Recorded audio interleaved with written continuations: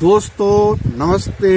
नीचे लाल से सब्सक्राइब लिखा है, उसमें क्लिक कर देंगे, मैं आपसे जुड़ जाऊंगा। दोस्तों मैं बताना चाहता हूँ, हमारे भारतीय या विश्व के धार्मिक जो ग्रंथ हैं उन ग्रंथों में किसका अधिकार है?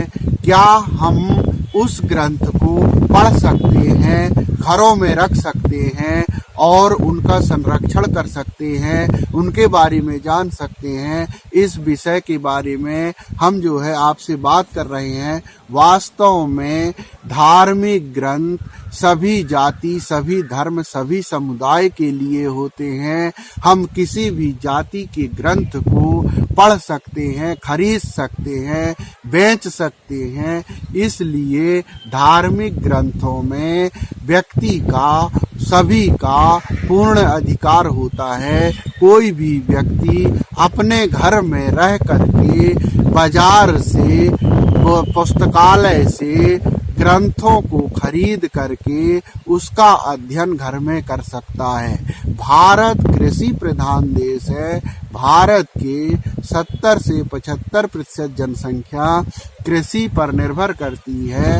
हम खेती के कार्य करते हैं, लेकिन हमारे भारतीय संस्कृति में रामायण जो है, वाल्मीकि रामायण जो है, वह जो है संस्कृत में है, लेकिन उसका जो है संस्कृत को हमारे श्री तुलसीदास जी द्वारा, गोस्वामी तुलसीदास जी द्वारा उसको अवधी भाषा में रूपांतरण किया गया है, जिसका नाम पड़ गया है श्री रामचरितमानस।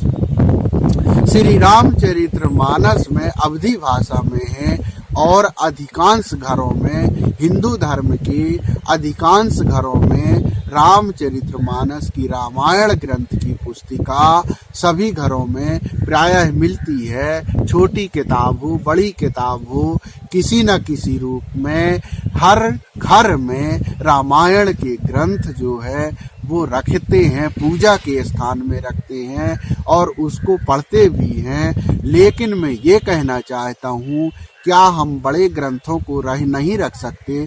बड़े ग्रंथों को भी हम रख सकते हैं और जिस तरह हम रामायण पढ़ते हैं उसी तरह बड़े ग्रंथों का भी आप अध्ययन कर सकते हैं। आप ये जान सकते हैं कि पहले जो है युग जो था, अभी वर्तमान में कलयुग है, सतयुग था, सतयुग के बाद त्रेता हुआ, त्रेता के बाद द्वापर हुआ, द्वापर के बाद कलयुग हुआ।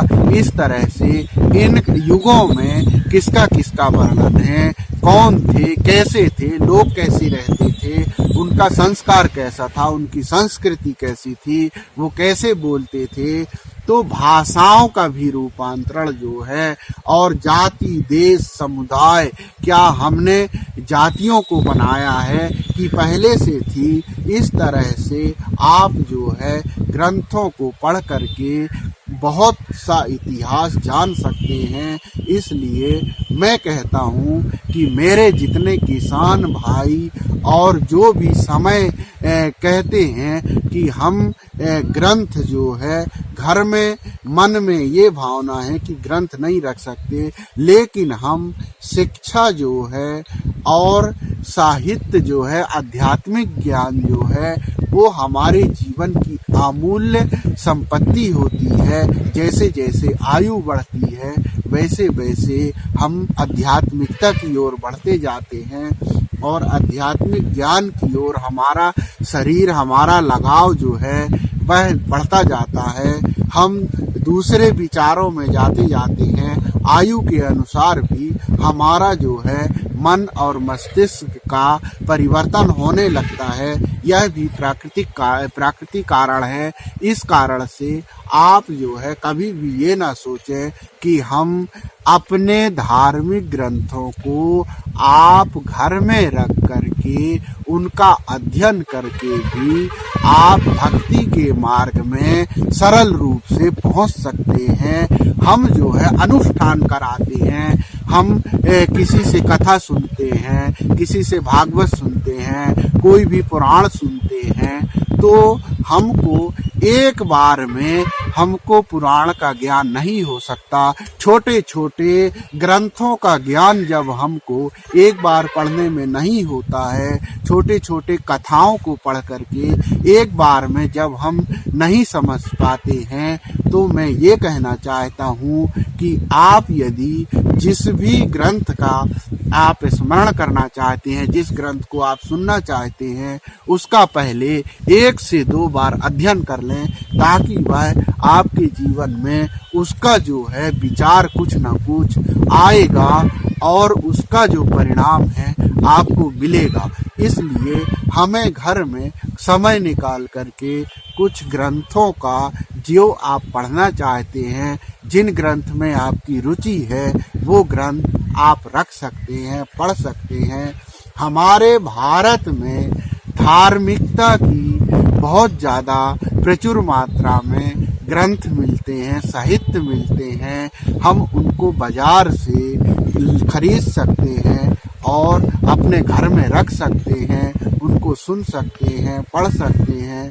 लेकिन जब हम कोई अनुष्ठान करते हैं, जब किसी एक कहते हैं कोई न कोई माध्यम होता है किसी कार्य को करने के लिए, जब उसको पब्लिसिटी करना है, कहीं सुनना है, अनुष्ठान करना है, जब पूजा के साथ उसको समाहित करना है, तो उसमें हमारे सतयुग से ही पंडित जो होते हैं, ब्राह्मण होते हैं, उनके द्वारा सुनना अच्छा माना गया है। वे जो है उसके एक अनुयायी है भगवान से, जो कि उनके द्वारा ही यह कहा गया है कि पंडित से ही सुनने से हमको फल की प्राप्ति होती है, कुछ शक्ति मिलती है।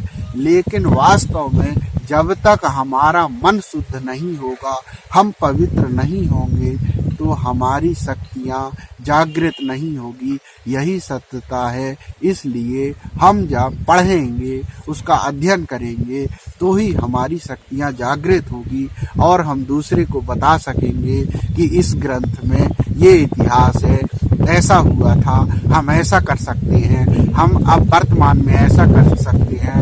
कुछ चीज़ें इतिहास से खो गई हैं, कुछ चीज़ें हैं जो साक्षात्कार रूप में हैं। यही हमारे इतिहास हमको मार्गदर्शन करते हैं। इसलिए हम जो है ये इतिहासों का अध्ययन अपने घर में रह करके कर सकते हैं। लेकिन जब उसको हम अनुष्ठान करें, पूजा करें, हम पूजन विधि में लें, तो किसी पंडित से ही हम कराएं तो ज़्यादा पवित्र रहता है। कहते हैं सभी का कार्य बटा हुआ है, लेकिन कुछ कार्य ऐसे होते हैं जिनको किसी के माध्यम से ही किया जाता है। जैसे डॉक्टर होता है, तो डॉक्टर का काम हम नहीं कर सकते हैं, डॉक्टर ही कर सकता है। ऐसा है, ये अपने अपने भाव से भगवान है। तो दोस्तों, नमस्ते।